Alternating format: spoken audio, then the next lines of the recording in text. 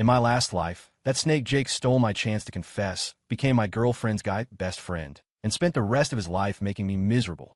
Now that I've been reborn at the very moment of that confession, he's trying the same old trick. I just smiled and shoved him toward the campus bell. Go for it, man. If you love her, tell her. I'm backing you up. The tables have turned. Now it's my turn to be the guy best friend. Ethan, did you have something you wanted to say to me? Under the sycamore trees outside the campus library, Sophie Bennett looked like a painting in her white sundress. Her head was bowed, fingers nervously twisting the hem of her skirt. The golden hour light caught the flush on her cheeks, and her long lashes fluttered. Looking at her, my heart hammered against my ribs, an uncontrollable, instinctive reaction. This was it, the exact same scene. In my previous life, I'd gathered 3 years' worth of college courage to ask her here, ready to give her the first real confession of my life. But a split second before I could open my mouth, a figure burst from the shadows. Sophie, I love you. I've loved you for so long. It was Jake Foster, my best friend. He was panting, face beet red, clutching a bouquet of roses that looked like they'd been through a blender.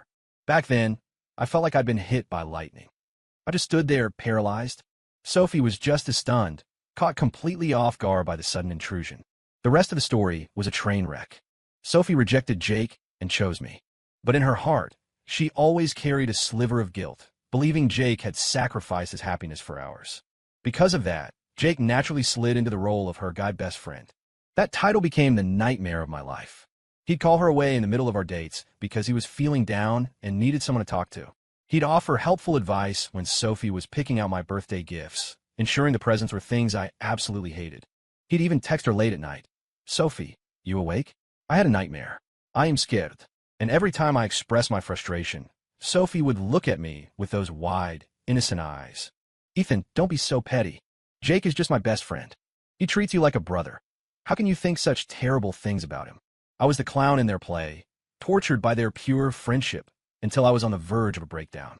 It finally ended when we had a screaming match over Jake getting into a minor car accident. Sophie cried, telling me how disappointed she was, then drove through a rainstorm to stay by his hospital bed all night.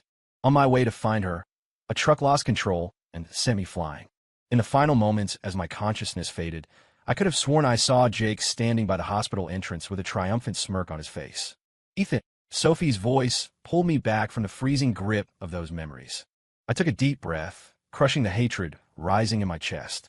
I was back. I was really back. I was at the very crossroads where the tragedy began. I looked at the shy expectation in Sophie's eyes, then caught a glimpse of the figure behind the large oak tree nearby, the one already twitching, ready to lunge out. I smiled. I actually laughed. Just as Jake prepared to burst out and steal the moment like he had before, I moved. I didn't confess. Instead, I spun around, grabbed Jake by the arm as he lunged, and used his own momentum to shove him directly into Sophie's arms. Thump! Jake wasn't expecting the assist. He slammed right into Sophie, and they both let out a startled yelp. Sophie stumbled back a few steps, her face turning a deep shade of crimson. Jake was utterly bewildered, still clutching his mangled roses, his brain short-circuiting because the script had suddenly changed. The silence was deafening. I clapped my hands, putting on my most sincere grin to break the tension. Brother, if you love her, go for it. I stepped forward and slapped Jake on the shoulder with enough force to make him wince. I've been watching you hesitate all day, man. I knew you had a crush on our Sophie for ages. I turned to Sophie, whose expression was a mix of shock and confusion. My smile widened. Sophie, look at this guy. He was so nervous about asking you out, he was practically shaking. You two? Prom king and queen. A total match. Jake's mouth opened and closed like a fish out of water. He couldn't get a single word out. His brain was mush. Ethan was supposed to confess. Why is he helping me? Sophie was dazed. She looked at the rigid Jake in her personal space, then at my "you guys are so cute" expression. She whispered, Ethan, aren't you? Me? I laughed, waving a hand dismissively. I'm just the wingman. I'm here to make sure my best friend gets the girl. Aren't we the Three Musketeers? My brother's happiness is my happiness. I nudged Jake hard. What are you waiting for? The flowers? The speech? Do it. Snapped out of his daze by the nudge, Jake mechanically held out the roses and stammered through his prepared lines. Sophie, I love you. Sophie's face burned. She looked at me, her eyes filled with frantic questions. I gave her a "don't worry about me" look and started a chant. Say yes. Say yes. Say yes. A few passing students caught on and joined in. Say yes. Just do it. Under the pressure of the cheering crowd and the confusion of the moment, Sophie's defenses crumbled. She bit her lip, looked down, and took the flowers from Jake. Okay, she whispered, her voice barely audible. It was done. Jake let out a shout of joy and pulled Sophie into a hug. The surrounding crowd burst into whistles and applause. Standing in the center of the cheering circle, I watched them embrace. My smile was perfectly genuine, but my blood was singing with a cold, sharp satisfaction. Hey, Jake, didn't see that coming, did you? The game has changed. In a last life, you were the guy best friend who made my life a living hell. This time, it's my turn. I pulled out my phone and dialed Sophie's number. In the middle of the noisy celebration, her ringtone cut through the air. She pulled away from Jake, flustered, and checked her screen. She looked at me, confused. Ethan, why are you calling me? I put on my best distressed and sobbing voice and shouted into the phone. Sophie, where are you? You have to help me. I just got caught by Dean Hardcastle. He says he's going to expel me for being in the restricted wing. I'm in so much trouble. Sophie let out a gasp. What? Expelled. Ethan, stay calm. Where are you? I'm coming right now. By the south entrance. He's threatening to call my parents. I kept my voice trembling, playing the part of a terrified college student to perfection. I'll be right there. Sophie hung up, her face pale with worry. Jake, still riding the high of his successful confession, saw her panicked look. Sophie, what's wrong? It's Ethan. The dean caught him in the restricted area, and he's threatening expulsion. I have to go see what's happening. Sophie turned to run. Jake's smile froze. What? This was literally the first minute of them being officially together. He hadn't even held her hand for more than a second. I'll go with you. No, don't. You're too high profile, and if the dean sees us both, it'll just make it look like we were all up to something. I'll handle it. Go back to the dorms. I'll text you. Sophie's tone left no room for argument. She knew the dragon lady, Dean Hardcastle, all too well. If Jake showed up, it would just turn a one-person problem into a group violation. Without looking back, she shoved the roses back into Jake's arms and sprinted toward the south entrance. Jake was left standing there, clutching the wilting bouquet, alone in the cooling evening breeze. I hung up my phone, the smirk on my face impossible to hide. God, that felt good. Better than winning the lottery. I strolled leisurely toward the south entrance, found a boba shop, and sat down. I ordered a mango pomelo sago with extra sugar. While sipping through the thick straw, I watched Sophie through the window as she paced frantically near the gate, looking like a headless chicken. She called me several times. I let it ring. I wanted her to stew in that anxiety. This was just the appetizer. In my last life, Jake used this exact move on my birthday. He called Sophie away from my dinner party, claiming he'd gotten into a drunken bar fight and was bleeding out. Sophie had dropped everything, leaving me and a table full of friends, and ran to him. Now, Jake could taste what that felt like. When I saw Sophie was about to start crying from the stress, I decided the timing was right. I picked up the next call. Ethan, where are you? I don't see the dean anywhere. Sophie's voice was breaking. I put on a sleepy, groggy tone. Huh? Sophie? What dean? Oh, that I yawned. It was a misunderstanding. I was just dozing off on a bench, and the dean thought I was sick or something. She checked on me and then let me go. I was so tired I just went back to my dorm to sleep. Sorry, did I wake you? There was silence on the other end. A long, dead silence. I could practically see the expression on Sophie's face, swinging from sheer terror to utter bewilderment to, are you kidding me? After a few seconds, she gritted out. Went back to your dorm. Yeah, I'm wiped out. Look, I'm gonna crash. Talk to you tomorrow. Night. I hung up crisp and clean. Then I leaned back against a boba shop's sofa and shook with silent laughter. Across campus, Jake was pacing his room like a caged animal. He kept checking his phone, then walking out to the balcony to scan the sidewalk for Sophie. This was their first night. It was supposed to be a milestone. His plan had been perfect. Walk her back to her dorm, text her sweet nothings until they both fell asleep, and wake up in a romantic haze. Instead, Ethan's emergency had nuked the whole evening. He texted Sophie. No reply. He called. Busy signal. The minutes ticked by. 9 o'clock. 10 o'clock. 11 o'clock curfew. Sophie still wasn't back. Jake's heart sank, replaced by a cold, familiar dread. Finally, at 11:30, Sophie trudged back to the girls' dorm, looking exhausted. Jake was waiting there, charging toward her. Sophie, you're back. Is Ethan okay? What happened? He tried to sound concerned. Sophie looked at him, her expression drained. She shook her head. He's fine. It was just a misunderstanding. A misunderstanding? Jake blinked. Then why were you out there so long? His phone died. I spent 2 hours looking for him. Sophie made up a lie on the spot. She couldn't admit she'd stood at the gate like an idiot in the cold for 2 hours for nothing. Oh, well, as long as he's okay. Jake felt a wave of relief, then tentatively reached out to take her hand. So, about us. Sophie instinctively stepped back, avoiding his touch. Her mind was a mess, and she was too tired for romance. I'm exhausted, Jake. I just want to sleep, she said softly. Jake's hand hung awkwardly in the air. Right? Okay, get some rest. Good night. Night. Sophie didn't look back as she headed inside. Jake stood alone in the empty courtyard. The roses he'd pampered all evening were already starting to brown at the edges. He realized that this night, the one that was supposed to be the best of his life, had been pretty miserable, and it was all because of Ethan. He pulled out his phone and opened our chat, typing furiously. Ethan, what the hell was that tonight? He paused, thinking it sounded too aggressive. He deleted it and tried again. Hey man, you okay? Sophie was really worried. He waited for a reply. It never came. I'd already muted him. Meanwhile, using a burner account, I sent a friend request to Sophie. The message attached was, Hey Sophie, I'm one of Ethan's floormates. He's totally crashed out of my room after having a few too many drinks.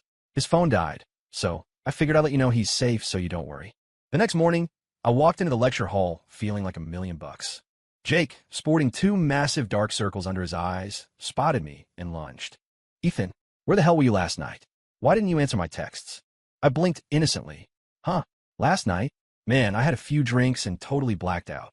My buddy hauled me back to the dorms. Drinks? Jake's voice went up an octave. You told Sophie you were caught by the dean. The dean? I scratched my head, looking genuinely puzzled. Did I? I don't remember that at all.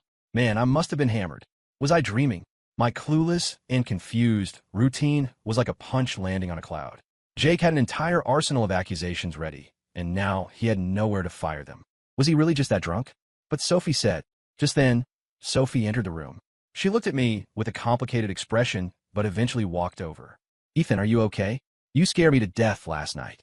I immediately switched to a look of profound guilt, bowing my head. Sophie, I am so sorry. I totally blacked out. My roommate told me I called you.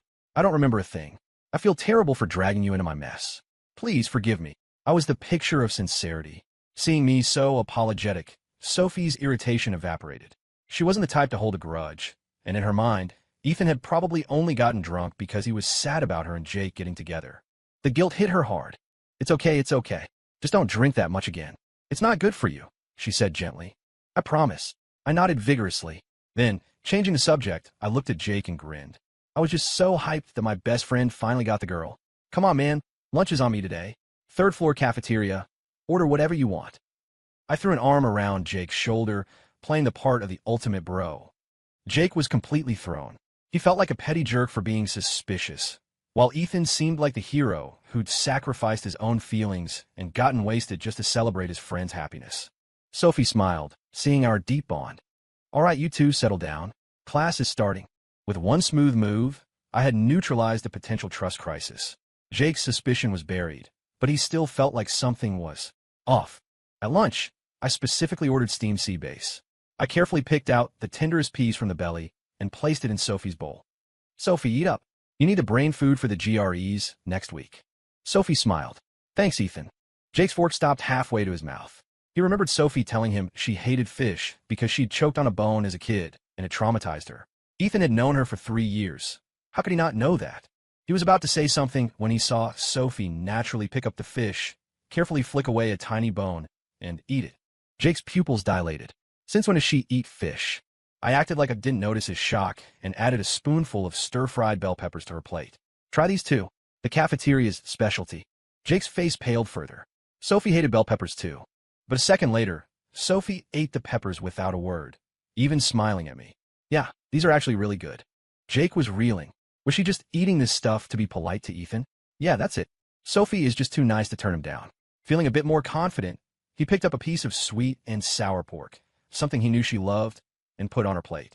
Here, Sophie. You love sweet stuff, right? He said softly. Sophie looked at the pork and a tiny, almost imperceptible frown touched her brow. I let out a small snort of laughter. They both looked at me. Sorry, I said, waving it off like it was nothing. I just remembered something. I know Sophie used to love sweets, But didn't the campus clinic tell her to cut back on sugar and fried food after her last physical? People's tastes change, I guess. I gave Jake a look of pure sympathy. Hell, loser. You don't even know your own girlfriend's health stats. Last time, you were the one mocking me with this stuff. Now, have it back. Jake's face turned the color of a beet. Every word felt like a slap. Sophie looked uncomfortable, gave him a strained smile, and finished the peppers I gave her. She didn't touch the pork. Lunch was miserable for Jake. He felt like a third wheel on his own date. I was the one who actually knew what was going on in Sophie's life. After lunch, I walked between them, arms around both their shoulders. Come on, I'll walk you guys back. Jake wanted to shove my arm off, but he couldn't do it in front of Sophie. He just endured it. At the dorms, I turned to Sophie. Hey, those GRE prep materials you have are a bit outdated. How about the new 2024 edition? Want me to drop them off tonight? Really? That would be amazing. Thanks, Ethan. Sophie beamed. Don't mention it. We're best friends, right? I said pointedly. I gave Jake a wink and walked away with a swagger. Jake looked like he wanted to grind his teeth into dust. Best friends. He was starting to loathe that phrase. Sophie, he said, trying to salvage the day. Let's go see that new sci-fi blockbuster tonight. My treat. Sophie looked hesitant. But Ethan is bringing over those prep books, and I really need to start memorizing vocab. Jake's heart sank again. Ethan. The guy was like a ghost that wouldn't stop haunting him. At 7 p.m., I showed up at the girls' dorm with a heavy stack of prep books. Here you go, Sophie. Wow, this is a lot. Thank you so much, Ethan. No problem, I smiled. Actually, some of these practice tests are pretty brutal. If you want, we could find a spot, and I could go over the logic sections with you. Sophie's eyes lit up. Could you? Where should we go? The library's tech lounge. It's quiet, and they have the software we need. Perfect. We headed off to the library, completely ignoring Jake, who was standing a few yards away clutching 2 movie tickets, his eyes burning a hole in my back. It felt incredible. Every cell in my body was screaming with joy. In my last life, he'd used the tutoring excuse 1,000 times to pull Sophie away from me. I remember one time we were actually in the theater, popcorn and sodas in hand, waiting for the trailers to start. He'd called her, claiming he had a major academic crisis and needed her help immediately. Sophie had left me there, alone in the dark, watching a romantic movie by myself. The humiliation of that night was still fresh. Now it was his turn. Sophie and I walked to the library, the evening air cool and the atmosphere perfect. Ethan, you're so good to me, Sophie sighed. You've done so much for me and Jake. I felt a cold sneer in my heart, but my face was the picture of bro-code nobility. Don't be silly. We're a trio. If you and Jake are happy, I'm happy. If he ever treats you wrong, you tell me. I'll be the first one to knock some sense into him. Sophie laughed, looking genuinely touched. In the tech lounge, we found a corner spot. We put on headphones, working through the listening and logic sections. During a break, Sophie's phone buzzed. It was Jake. She hesitated, then declined the call. A string of texts popped up. Jake, Sophie, where are you? The movie is starting. Jake, why aren't you picking up? Jake, are you with Ethan? Sophie frowned and typed back. I'm studying with Ethan. I can't make the movie. Go ahead without me. Jake called again immediately. Sophie declined it again and switched her phone to silent. She looked at me apologetically. Sorry, he's being a bit much. I smiled understandingly. It's okay. Boyfriend stuff. They get clingy. Unlike me, just a lone wolf, burying my sorrows in textbooks. I let out a mock lonely sigh. The guilt in Sophie's eyes spiked. She was convinced Ethan was throwing himself into his studies because he was heartbroken about her and Jake. Compared to Ethan's sacrifice, Jake's constant pestering over a movie seemed incredibly immature. Don't say that. You're a great guy, Ethan. You'll find someone 100 times better than me. I hope so, I whispered, adding a hint of bitterness to my voice. That did it. Sophie's heart completely melted.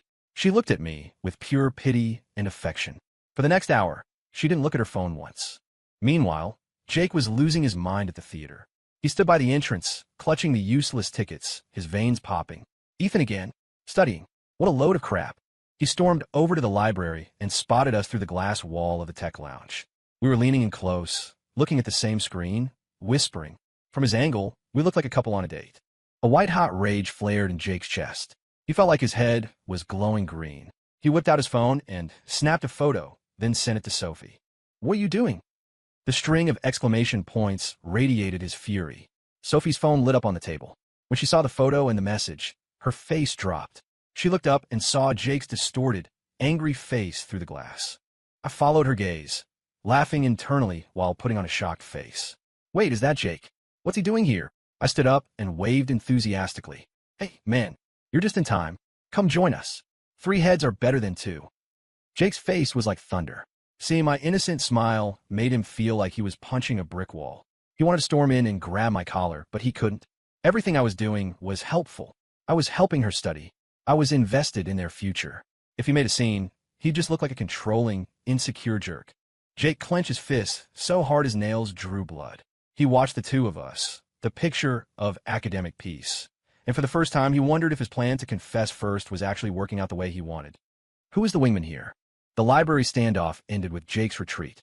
He stood outside for 10 minutes, but never dared to come in.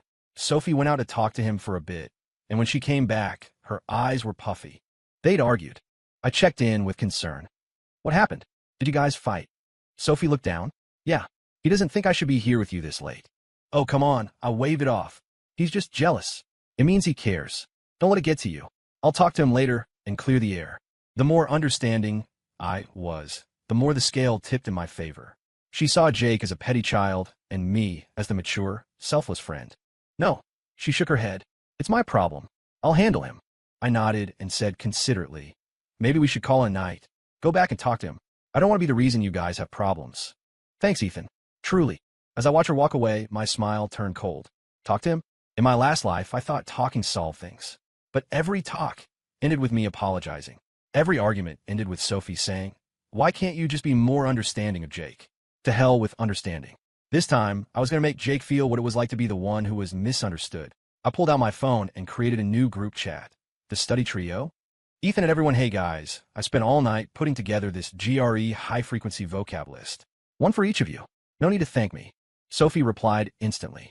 Ethan, you are the best. A while later, Jake chimed in reluctantly. Thanks. I smiled and kept typing.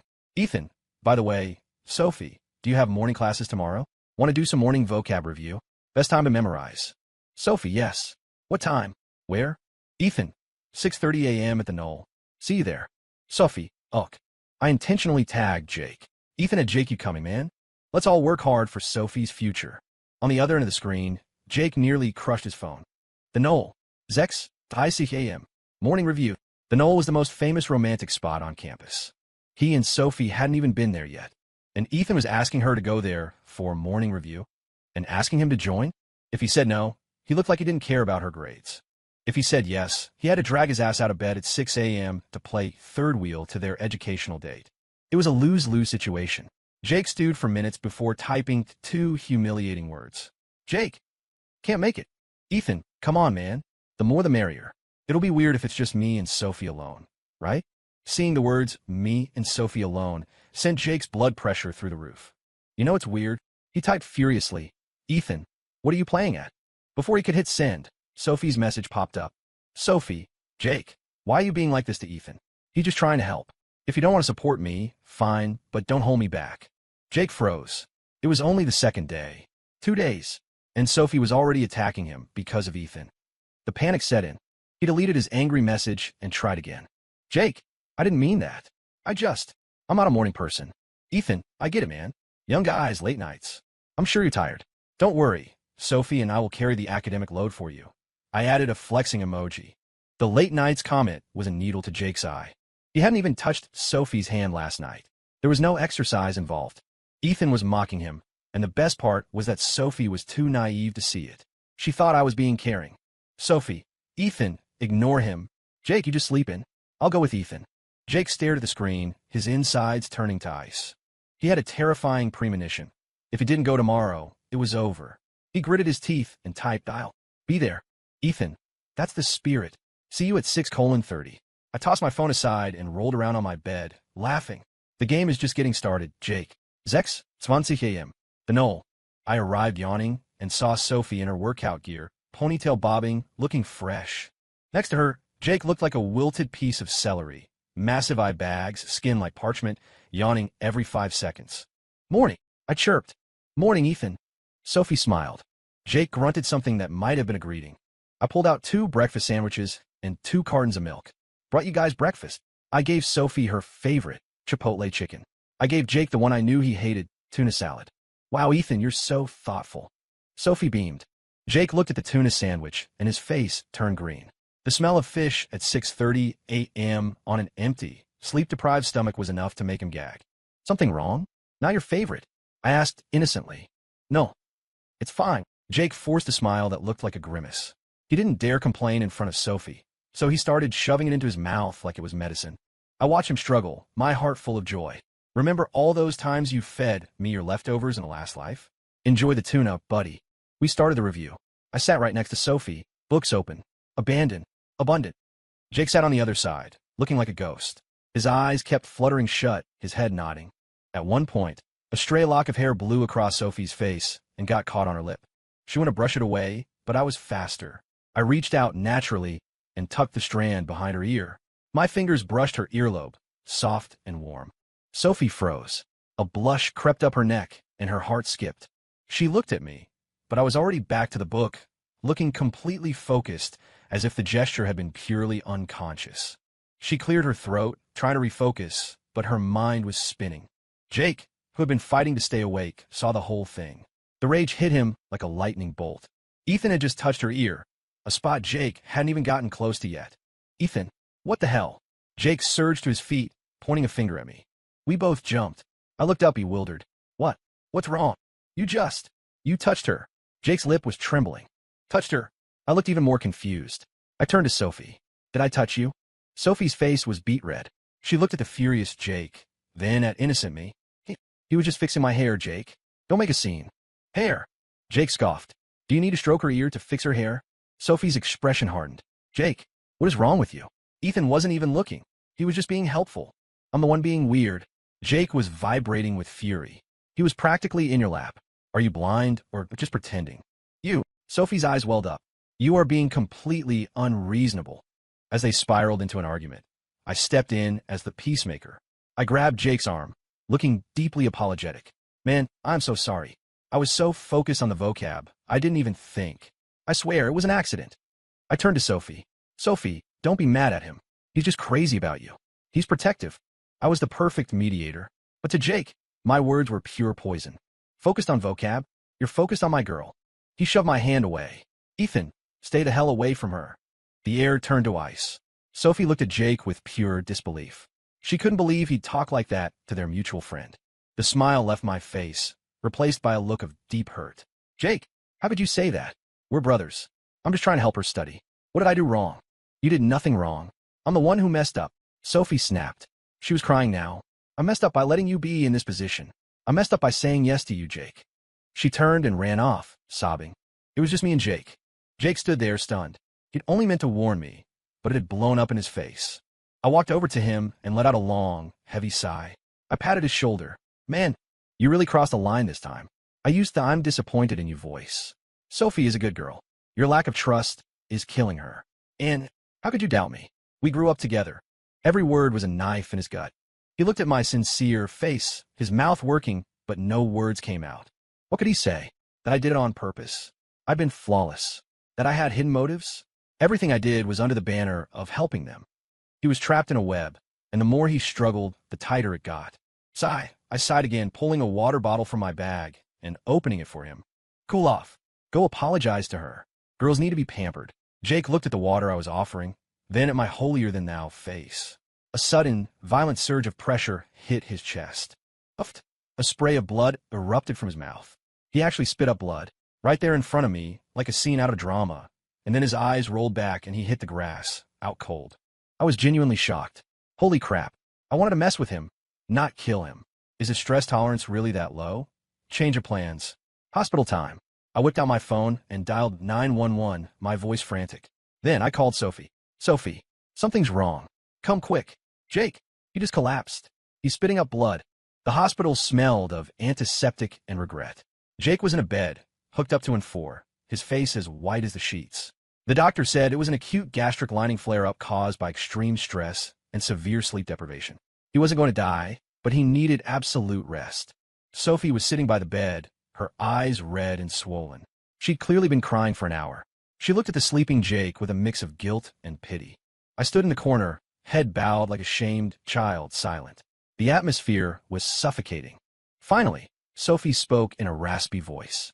Ethan, I'm sorry. Jake was out of line this morning. I'm apologizing for him. I looked up, my eyes brimming with tears, my voice thick. No, don't apologize. It's my fault. If I hadn't pushed for the morning review, this wouldn't have happened. If I hadn't been so clumsy and touched you, Jake wouldn't have misunderstood. It's all on me. I hurt him. I got worked up, and then, smack, I slapped myself across the face. Hard. Sophie gasped and lunged forward to grab my hands. Ethan, stop. What are you doing? This isn't your fault. How is it not? I shouted, looking broken. You guys are my best friends. And because of me, one is in a hospital bed and the other is crying. What kind of friend am I? I'm a curse. My acting was at its peak. Regret, self-loathing, agony, all perfectly masked. Sophie was completely undone. She held my hands, her own tears falling again.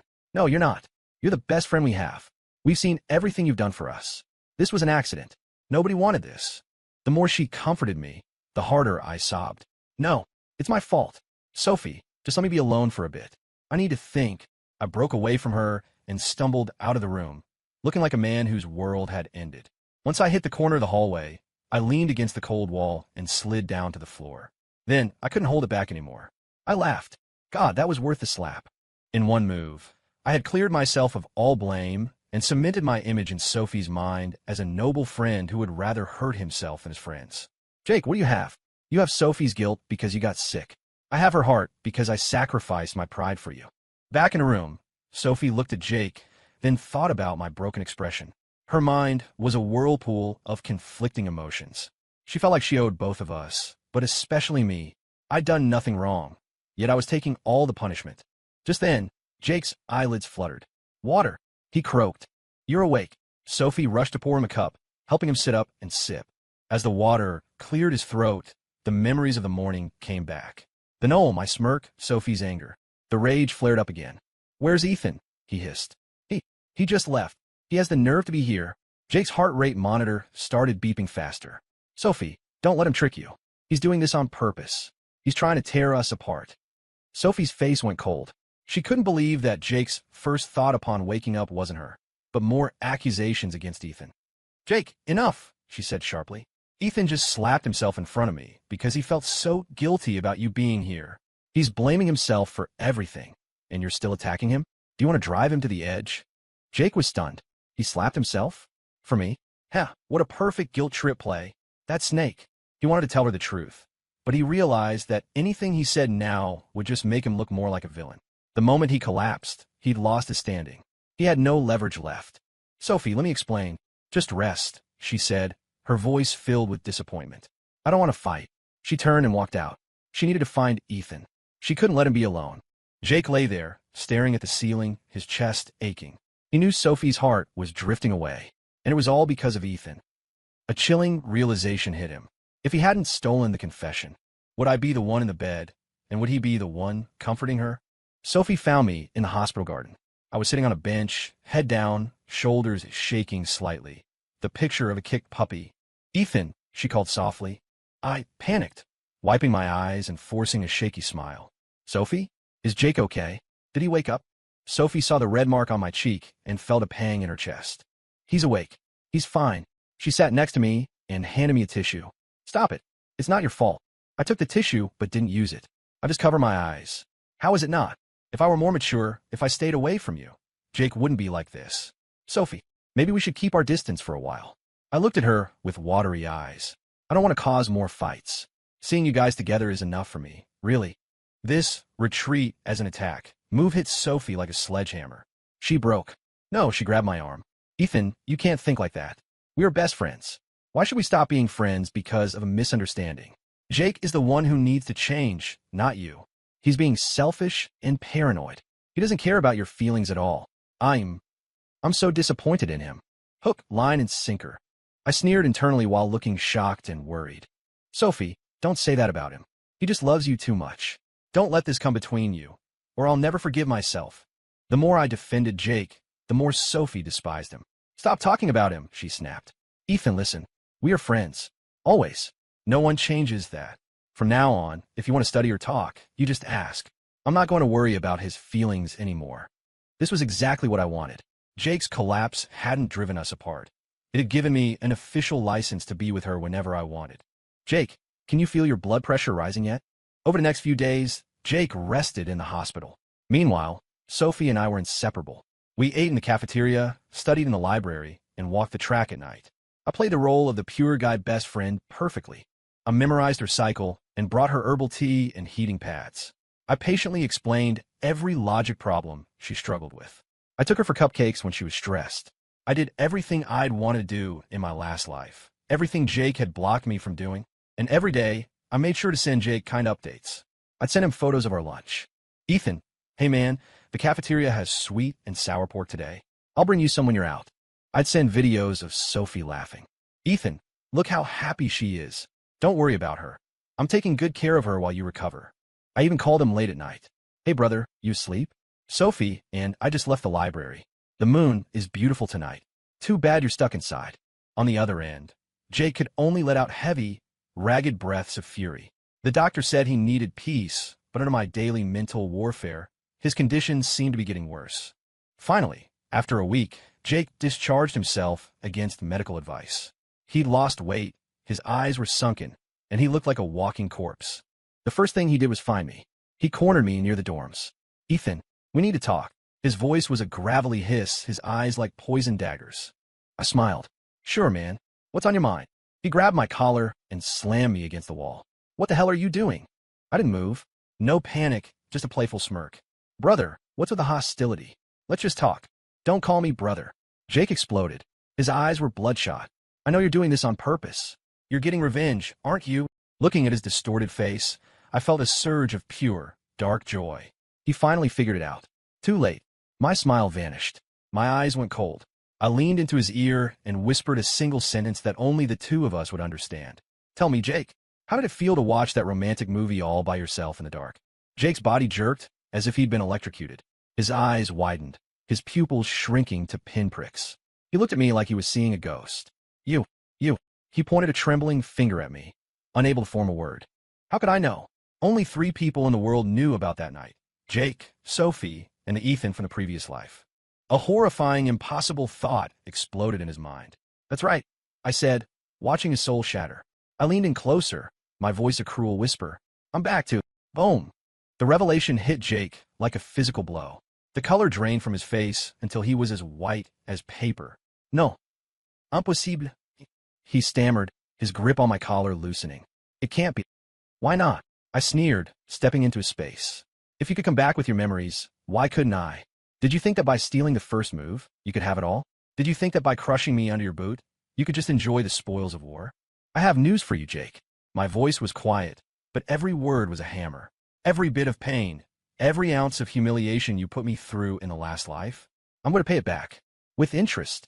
Jake stumbled back, eventually tripping over his own feet and hitting the pavement. He looked up at me with pure terror. He realized it now. From the very second we stood under those sycamore trees, he'd been dancing in my palm. My retreat, my blessing, my best friend routine, it was all a massive, intricate trap. I didn't want to help them. I wanted to annihilate him. You're a monster, he whispered. A monster? I laughed, and the sound was hollow. Compared to what you did to me, my methods are nothing. You used Sophie's kindness like a parasite. You destroyed my relationship, my life. And then you stood there and watched me die under the wheels of a truck. Jake, who's the real monster here? I roared the last part. 2 lifetimes of resentment finally boiled over. Jake flinched, unable to meet my eyes. There was no defense. He knew what he'd done. Karma was finally at his door. What do you want? He asked, slumped on the ground, defeated. What do I want? I looked down at him, my gaze freezing. I don't want much. I just want you to feel what it's like to watch the person you love drift away while you're powerless to stop it. I want you to feel what it's like to be abandoned by the whole world. I want you to feel so much regret that you wish you were dead. I turned to walk away, but as I spun around, a familiar figure appeared a few yards away. It was Sophie. She was carrying a thermos, clearly bringing Jake some soup for his recovery. She saw Jake on the ground, looking broken, and she saw my cold back. Ethan? Jake? What happened? She asked, rushing over. I didn't stop. I didn't even look back. Jake, seeing Sophie, grabbed her like she was a life raft. He scrambled up and gripped her shoulders, shouting incoherently. Sophie, it's him. He planned everything. He's a traveler. He came back to get me. Sophie jumped, terrified by his manic state. Jake, what are you talking about? Travelers? Are you still sick? Are you having a breakdown? I'm not crazy. It's true. Ethan, he remembers the other life. He's doing this to break us up. Sophie's brow furrowed, looking at the wild-eyed, Raving Jake, she didn't feel belief. She felt a deep, profound disappointment and a hint of fear. She shoved his hands off and stepped back. Jake, I'm so done with this. Her voice was like ice. You messed up, you won't take responsibility, and now you're making up insane sci-fi stories to slander Ethan. Travelers? Do you think we're in a Netflix show? You're not sick, Jake. You've lost your mind. Her words were the final blow. Jake's last hope withered. He knew that in her eyes, he was just a crazy person making excuses. Everything was going exactly according to my plan. He had lost. Completely. He turned his head and saw me standing a few yards away, watching the spectacle with amused detachment. The look in his eyes shifted from despair to a jagged, suicidal madness. Ethan, I'll kill you. He roared and charged at me like a rabid animal. I didn't move. I didn't even blink, because I knew someone would stop him. Sure enough, a split second before his fist reached my face, a figure stepped between us. Sophie! Jake! Stop it! She screamed, arms spread wide to shield me, her face a mask of horror and rage. Jake's fist stopped an inch from her nose.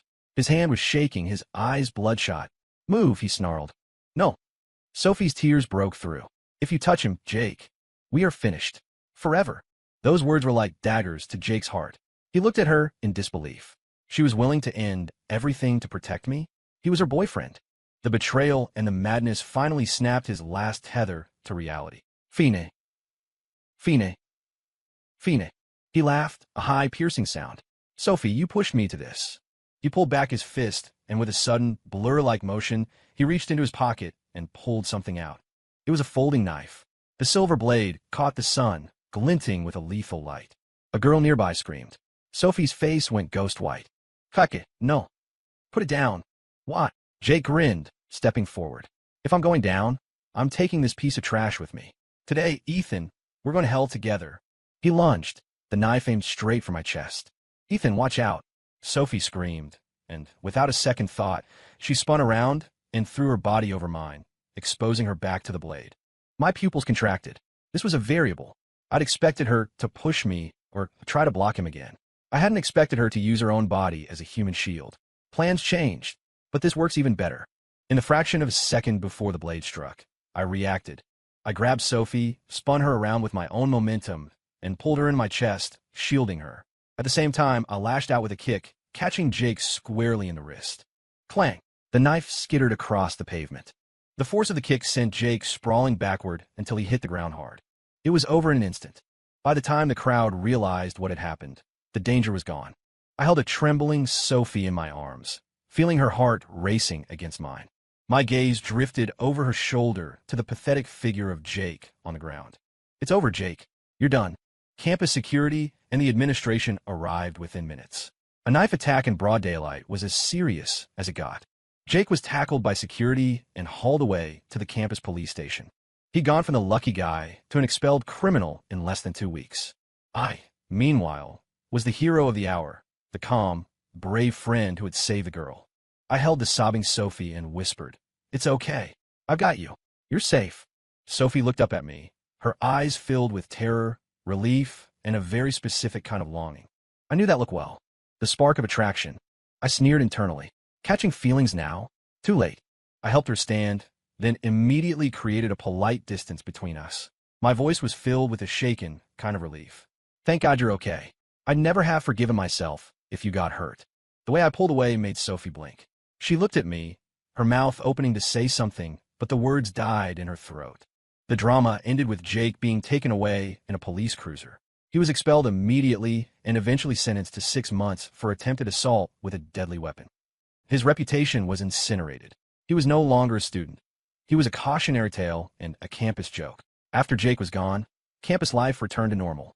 But the air between Sophie and me changed. She started seeking me out. She'd bring me coffee, ask to study together, and show up at my intramural basketball games like a devoted fan. She was doing exactly what I'd done when I was pining for her. The other students noticed. People started whispering that we were a perfect match. I played it cool. I stayed firmly in the friend zone. If she bought me coffee, I bought her lunch the next day.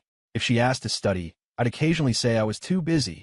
I never initiated, never rejected, and never committed. I was the ultimate guy best friend. I enjoyed her kindness. I enjoyed the way her eyes lit up when I walked into a room, and I especially enjoyed the way she looked anxious whenever I seemed distant. I was stringing her along. I wanted her to see the prize, but never touch it. I wanted her to feel the agony of unrequited love. One night, after the final exam results were posted, Sophie called. She'd aced her tests and wanted to take me to dinner to thank me for the tutoring. I agreed. We went to a nice Italian place near campus. Dim lights, candles, the whole romantic setup. Sophie wore a beautiful dress and light makeup. She looked stunning. Ethan, a toast to you. She raised her wine glass. I couldn't have passed without you. Thank you for everything. Don't mention it. You did the work. We clinked glasses. After a couple of glasses of wine, Sophie's cheeks were flushed. She looked at me, finally gathering the courage for the question I'd been waiting for. Ethan, can we go back to the way things were? She asked softly, her eyes wide with hope and fear. I know I messed up. I didn't see Jake for who he was, and I hurt you. But I see it now. You're the one who's always been there for me. Will you? Give me another chance. There it was. The moment. I looked at her tearful face and felt absolutely nothing. In fact, I wanted to laugh. Go back. Why on earth would I do that? I set my glass down, leaned in slightly, and looked her in the eye. Sophie, aren't things great just the way they are? Sophie froze. We're best friends, aren't we? I continued, my smile warm and utterly heartless. The phrase best friends hit her like a physical blow. She went pale. It was the exact phrase she'd used to keep me at arm's length 1,000 times in the past. Every time she said it, it had been a knife to my heart. Now I was handing it back. But, I love you, she choked out. Oh, I raised an eyebrow, feigning surprise. You love me? But I've always just seen you as a friend. Ethan, please don't do this. She reached across the table to grab my hand. I pulled my hand back before she could touch me. I stood up, looking down at her, the warmth leaving my face. My eyes were as cold as a winter morning. Sophie, did you really think I'd just be waiting here whenever you decided to look back? Did you think the world revolved around your whims? When you chose Jake, when you fed off his guilt and enjoyed the attention while ignoring my pain, did you think about my feelings then? Now that he's gone, you want to come back to the backup plan? Why would I ever say yes to that? Every word was a shard of ice. She couldn't answer. She could only shake her head as the tears streamed down her face. No, it's not like that. Isn't it? I sneered. Save your tears, Sophie. In the last life, I cried enough for both of us. In this one, I don't have a single drop left for you. I pulled a few $20 bills from my wallet and dropped them on the table. Dinner's on me. Consider it the farewell meal for our pure friendship. I turned and walked out. I didn't look back as her sobbing filled the restaurant. The cold night air hit me, and for the first time in 2 lives, I felt like I could breathe. The weight of the past was gone. I didn't care about Sophie anymore. I didn't feel pity or regret. Some things once broken stay broken. Some wounds never heal. I pulled out my phone and blocked her on everything. A month later, I saw a notice on the department board. Sophie had applied for a study abroad program in London. She left as fast as the paperwork allowed, as if she were running from a ghost. 6 months after that, Jake was released from prison. I saw him once near the campus gates. He was a different person, hollow-eyed, silent, his spark gone. When he saw me, he just looked at the ground and hurried away as if avoiding a plague. His future was a dead end. And me? I moved on. I won a national scholarship, became the president of the debate society, and led our team to a regional championship. And there was someone new. Her name was Chloe Adams. She was on the debate team, bright, sunny, and incredibly sharp. She could argue me into a corner and then offer me a bottle of water with a grin. Being with her was easy. One night, after a victory party, Chloe walked me back to my dorm. Under the streetlights, she took my hand. Ethan, she said, her eyes shining, I really like you. I think we should be a thing. I looked at her honest face and smiled. I didn't answer immediately. Instead, I asked, if my best friend suddenly confessed to you, what would you do? Chloe blinked, then thought about it seriously. I turned him down instantly. Why? Because I like you, she said as if it were the most obvious thing in the world. And if he were really your best friend, he wouldn't put you in a position where you had to choose. Real friends look out for each other. They don't play games.